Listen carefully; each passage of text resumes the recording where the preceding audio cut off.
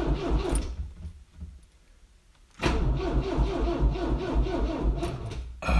now what?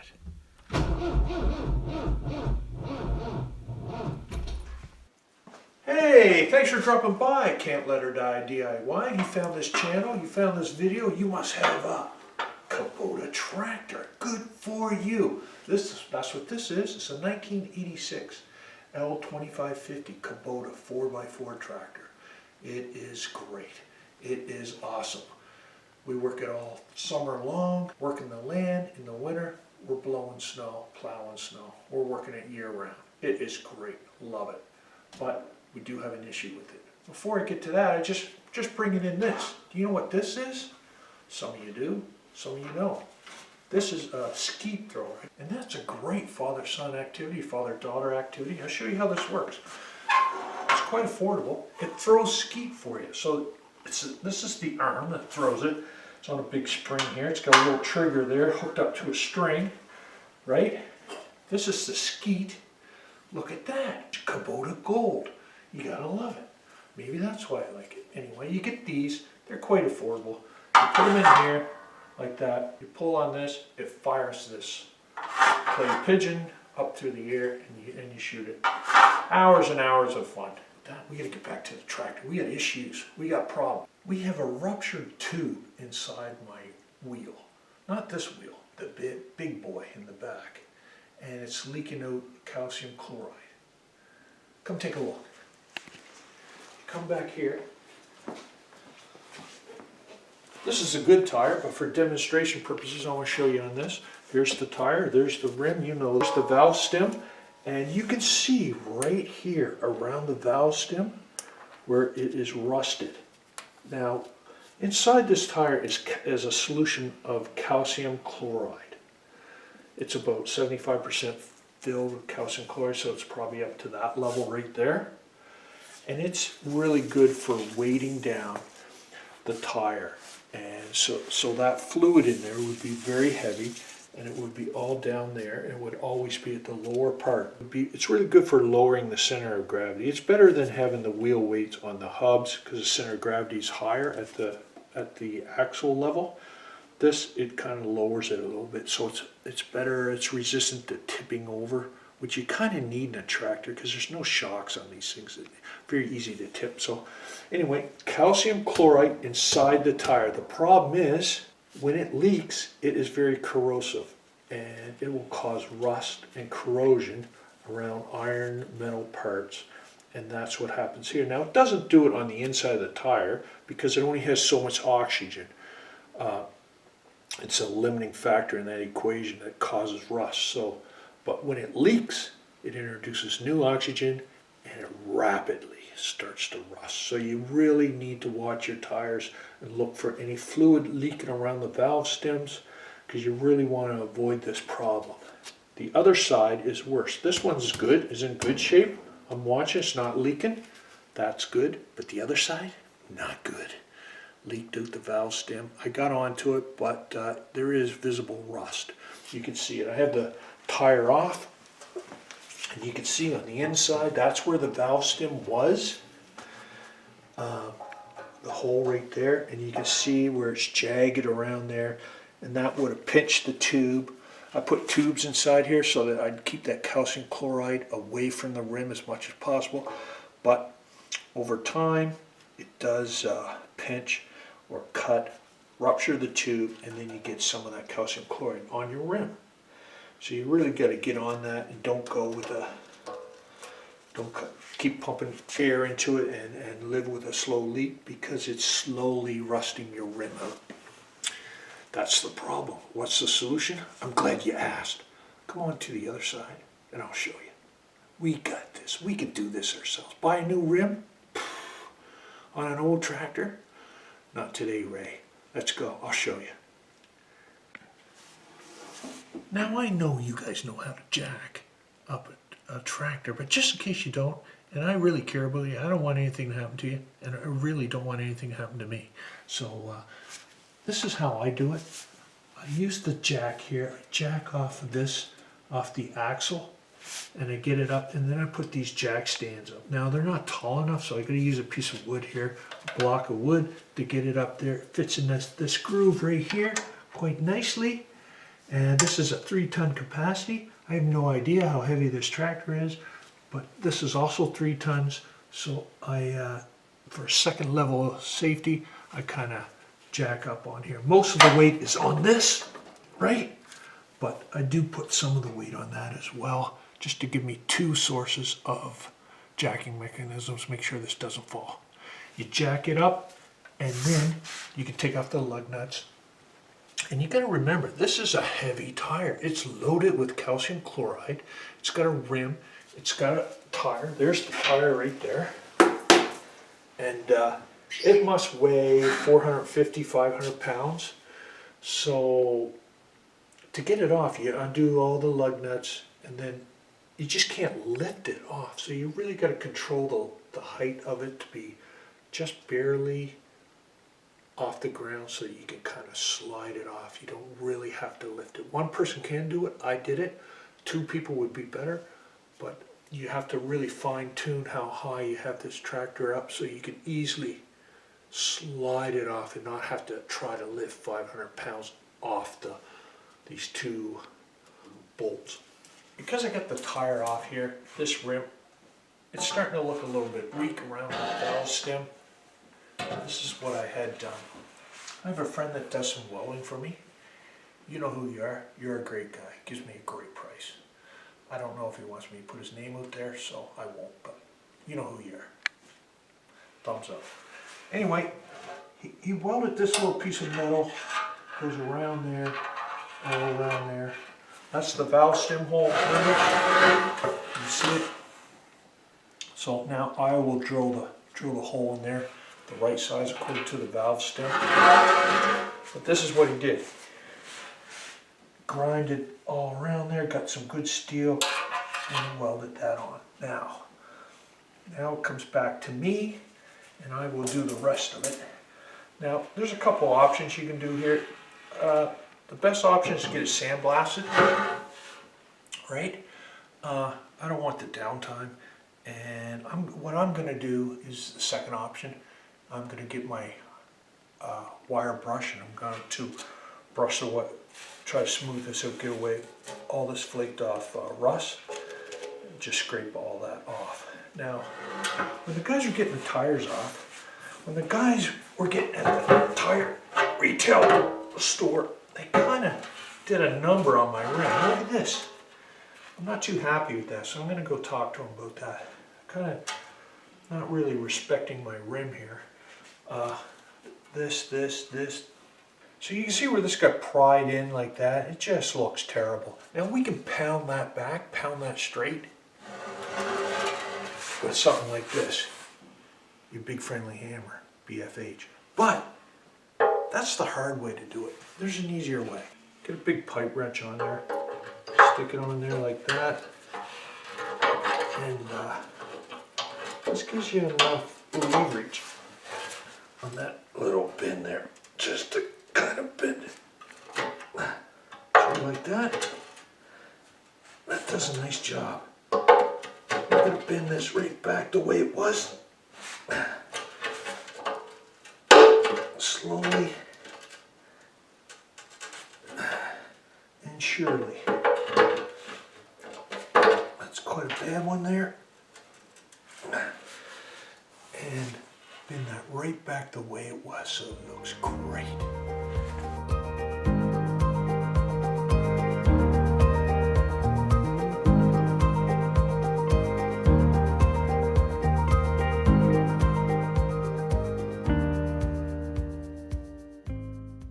Here's the trouble area now.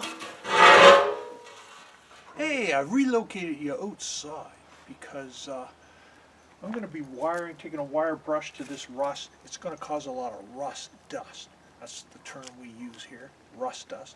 And I don't want it all over my shop and all over my tools. I got my goggles because flakes of rust are going to go flying.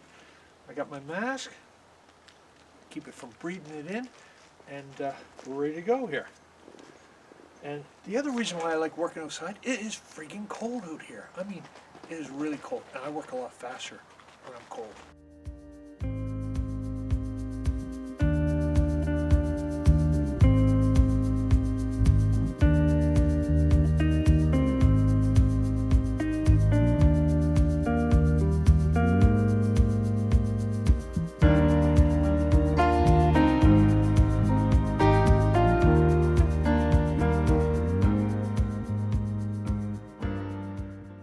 Okay, we got some sharp edges around this rusted out valve stem hole. Very sharp. We don't want to leave that. We don't want to damage our valve stem, the new one. So we're going to grind those dull.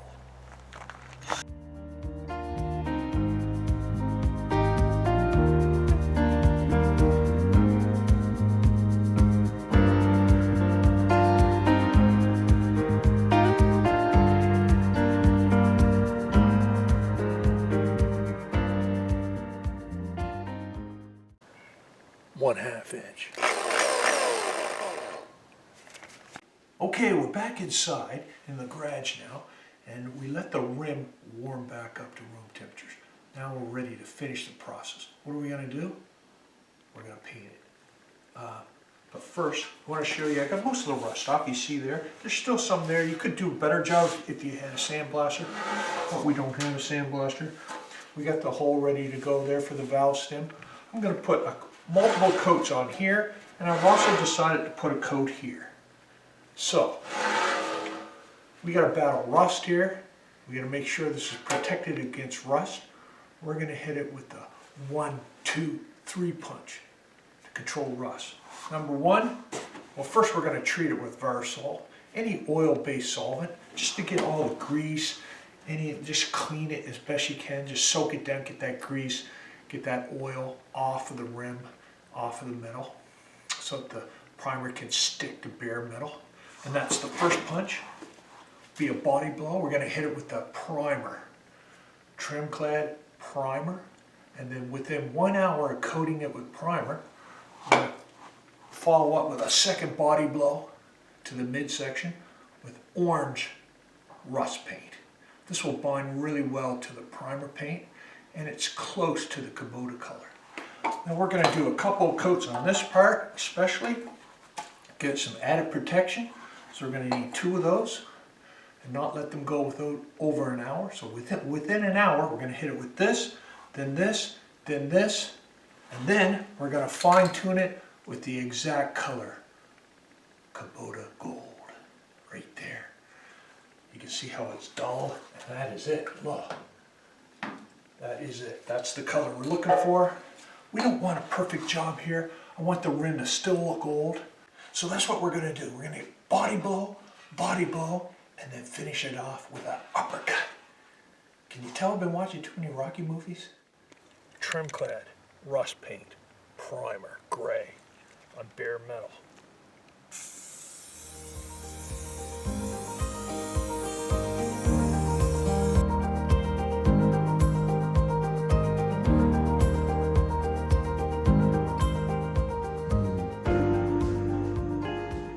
Trim clad rust paint, real orange. Too bright for my liking, but good for an undercoat.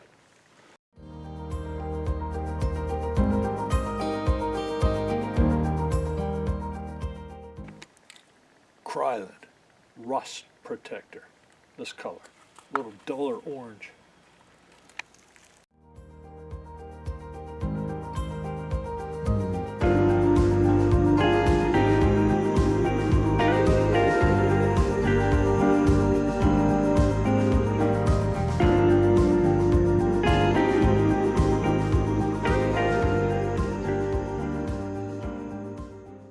Okay, it's about 10 hours later, and this is what we got. It's looking pretty good, pretty happy with it. I don't want a perfect job. It is an old tractor, and I kind of want the rims to look their age. So this will start to deteriorate a little bit, like some of this will come off, hopefully. Splash some mud on it, whatever I got to do. Anyway, it is looking good, and it's going to stop the rust.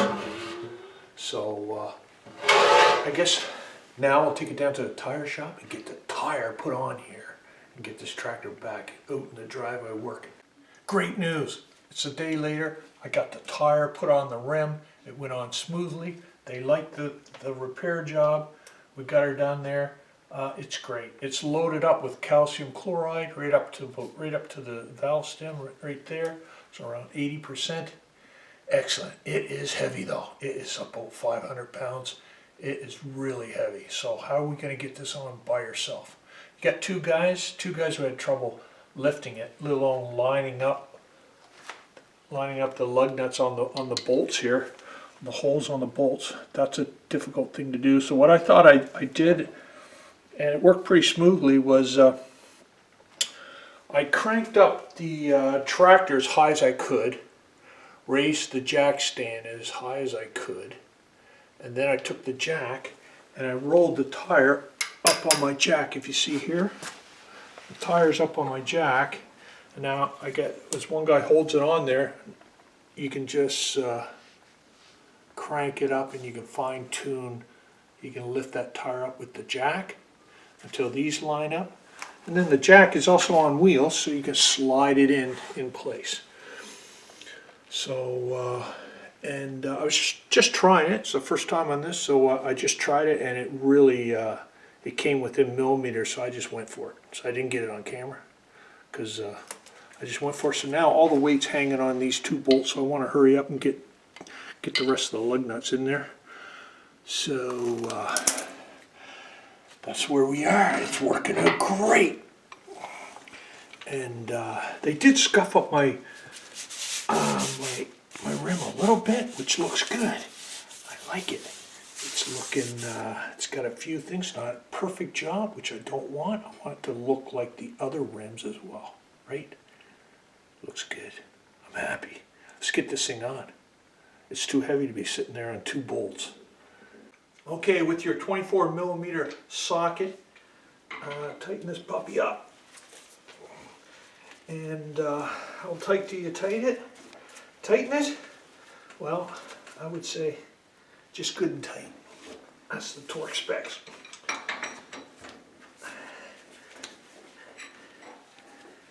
And do it in a crisscross pattern, of course.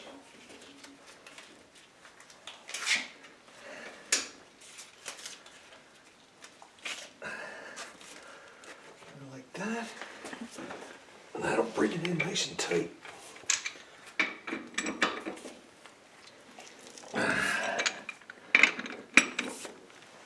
I'll just do it as tight as I can. Good old steel. You're not going to twist those off. No way. Now, that's the two bolts for hanging it, and then the rest are bolts that go in this way, right? So we'll do crisscross pattern on those puppies.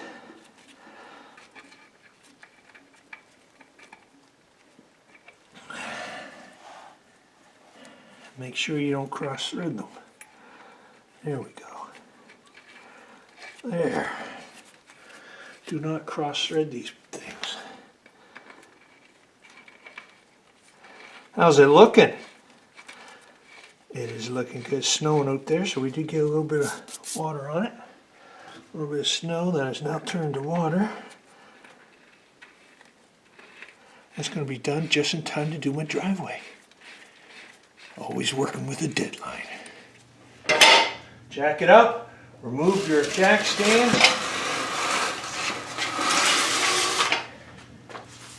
and lower the big fella slowly and safely.